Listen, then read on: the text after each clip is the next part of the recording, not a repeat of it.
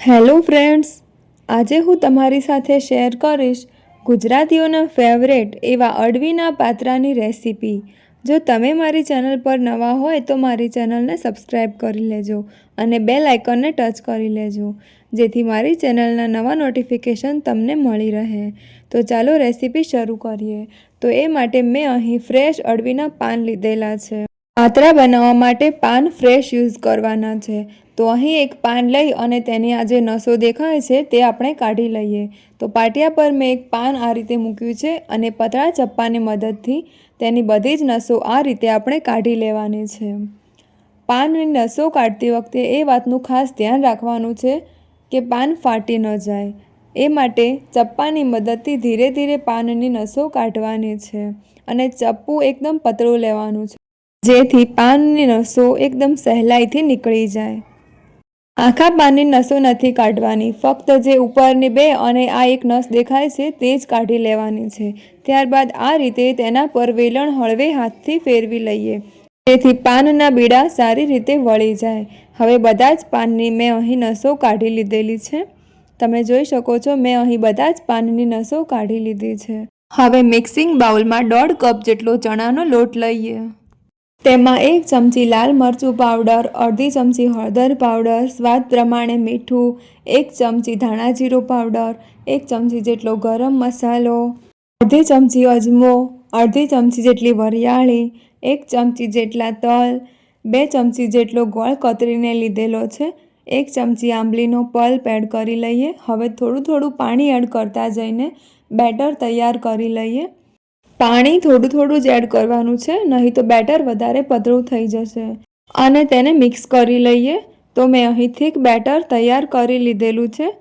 મેં અહીં બેટરને થીક તૈયાર કર્યું છે, જેથી પાનની ઉપર તેને સરસ રીતે લગાવી શકાય। તો હવે પાનને આપણે આ રીતે ઊંધું મૂકી દઈએ।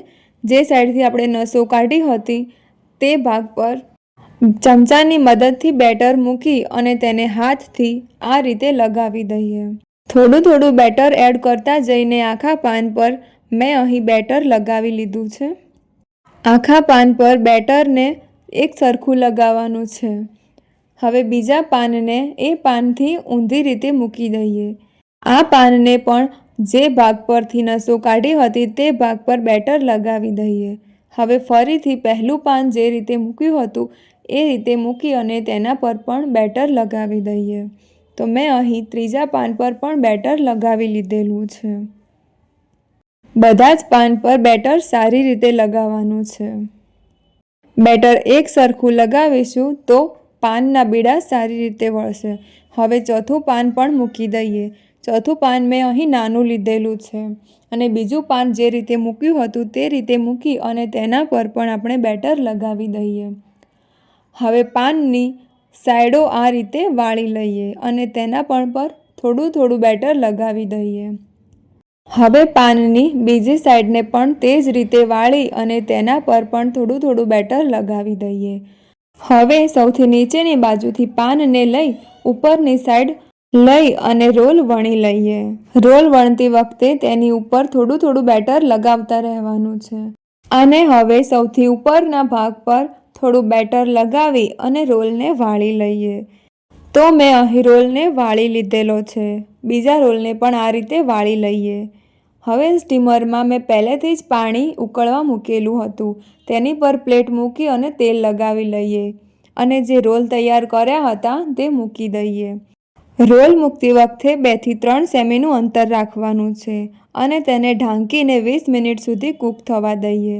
તો 20 મિનિટ થઈ ગઈ છે, તો આપણે તેને ચેક કરી લઈએ। તો રોલ કૂક થઈને તૈયાર થઈ ગયા છે। હવે ઠંડા કરી અને તેને કટ કરી લઈએ। તો કટ કરતી વખતે અહીં પણ મેં પતળું ચપ્પુ જ યુઝ કર્યું છે, જેથી આપણા પાત્રા સરસ રીતે કટ થઈ જાય અને પાત્રાને એકદમ ઠંડા થાય ત્યારે જ કટ કરવાના છે। જો તમે રોલને ગરમ હશે ત્યારે કટ કરશો તો તે સરસ રીતે કટ નહીં થાય અને પાત્રા ખરાબ થઈ જશે। તો મેં અહીં સારી રીતે બધા જ પાત્રાને કટ કરી લીધેલા છે। હું અહીં એક પાત્રાની સ્લાઇડ લઈને બતાવું છું। તો જુઓ સારી રીતે કટ થઈ ગયા છે। હવે પેનમાં 1 વાટકી જેટલું તેલ એડ કરી લઈએ। તેમાં 1 ચમચી રાઈના દાણા, 1 ચમચી જેટલા તલ, થોડી હિંગ, 10 જેટલા મીઠી લીમડીના પાન. મેં અહીં 2 મરચાં કટ કરીને લીધેલા છે. હવે તેને મિક્સ કરી લઈએ. અહીં વઘારમાં જ અડધા લીંબુનો રસ એડ કરી લઈએ. મેં અહીં અડધા લીંબુનો જ રસ એડ કર્યો છે. તમે તમારા ટેસ્ટ પ્રમાણે એડ કરી શકો છો અને તેને મિક્સ કરી લઈએ. હવે એક એક કરતા જઈ અને બધા જ પાત્રા એડ કરી લઈએ અને તેને ફ્રાય કરી લઈએ. તો મેં અહીં બધા જ પાત્રા અંદર એડ કરી લીધેલા છે. આ સમયે તેને ચમચાની મદદથી મિક્સ નથી કરવાનું. પેનને અહીં હળવા હાથેથી હલાવતા રહીને તેને મિક્સ કરી લઈએ અને તેને 5 મિનિટ માટે ઢાંકીને કૂક થવા દઈએ. 5 મિનિટ થઈ ગઈ છે. હવે પાત્રાને સર્વ કરી લઈએ. તો પાત્રા લગભગ બધા જ ઘરોમાં બધાના ફેવરેટ હોય છે. તમે આ રેસીપી ઘરે એકવાર જરૂરથી ટ્રાય કરજો.